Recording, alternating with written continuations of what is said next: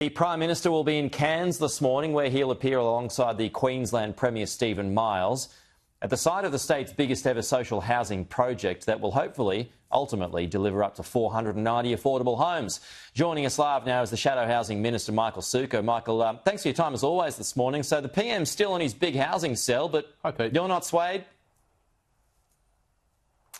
Oh, look, the Prime Minister is falling over himself trying now to, after 2.5 years of shocking housing outcomes, trying to create an impression that they've done anything other than make the housing crisis worse. We've seen under Anthony Albanese's leadership fewer homes being built, 40% fewer homes being built. We see fewer first home buyers. We see less housing approvals, which is really worrying, and that means that housing is just going to get worse over the next 12 to 18 months. And we've seen rents skyrocket by 22% since they came to government. So they've got a shocking record on housing. And I think they've just realised that Australians have marked them down massively. And at the same time that under his watch, Australia is building a record fewer homes, they've brought in 1 million new migrants with absolutely no idea where those people are going to live, which is driving so many of the negative outcomes that Australians are feeling. And no amount of these sorts of too little, too late announcements will change, I think, the correct view that people have, which is this is Labor's housing crisis and it's getting worse. But with your support of its current policy, might new homes be built faster?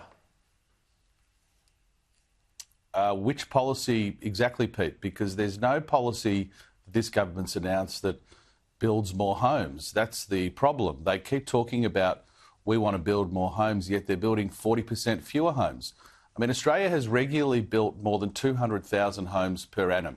That's been a very regular occurrence in this country. Now we're down to 160,000. And at the time when housing has dropped like a stone, they've decided to bring in 1 million new migrants over 2 years, which is completely out of kilter. You don't need, your viewers don't need to be experts to realise that when you ramp up migration to that level and yet you're building fewer homes, the housing outcomes are going to be worse. So there's nothing that this government's suggesting or announced that's going to increase housing stock, which is obviously a terrible thing for Australia. No, that's a good point on migration. Now, you would have seen the Fed Reserve cut interest rates today. As Evan Lucas explained just a short time ago, we might now be looking at 5 interest rate cuts next year, which would likely rev up the housing market again, therefore exposing the lack of it for those most vulnerable. Is a lack of action from both parties over the many years going to be exposed again? Well, no, I don't accept that, Pete. When this government came to office, there were more first home buyers, there were more homes being built, there were more homes being approved. On every single statistic, we've gone massively backwards. And I'm not talking just going backwards by a little bit. We have gone massively backwards under Anthony Albanese's watch. And as I said, the scary thing is approvals are down. Now, approvals are the homes that are going to be built in the next 12 to 18 months. If they're down, Labor's housing crisis is set to get worse, not better, and nothing that the government's doing or announcing is seeking to address any of that. They are hopeless. They've got bills in the Senate this week that they are saying are urgent. It took them 2.5 years to bring them forward. These were election commitments that they took to the last election, and we're nearly at the end of their first term before they even introduce them. This government is hopeless, and, you know, we see the results in the housing market on a daily basis. Just a quick one outside your space this morning, but there's movement in childcare. The government's pushing to expand free childcare. The Productivity Commission has watered down some of those hopes, though. If this is an election sweetener, Michael, what would you add? What would you do about it? Well, I think there's 56 recommendations, 1,000 pages we're working through.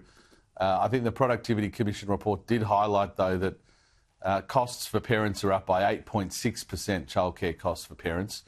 So again, we've seen Labor talk a really big game on childcare, and yet when you actually sit down and do the analysis and look at the outcome, parents are paying 8.5% more. Just another area where this government's rhetoric and delivery are so far apart that it's embarrassing. So we'll work through those 1,000 pages and those 56 recommendations. And just as we did in the last term of the coalition government, we'll be seeking to make more places available at the most affordable price for parents. All right, we'll leave it there. Michael Sukkar, the Shadow Housing Minister, thanks for your time.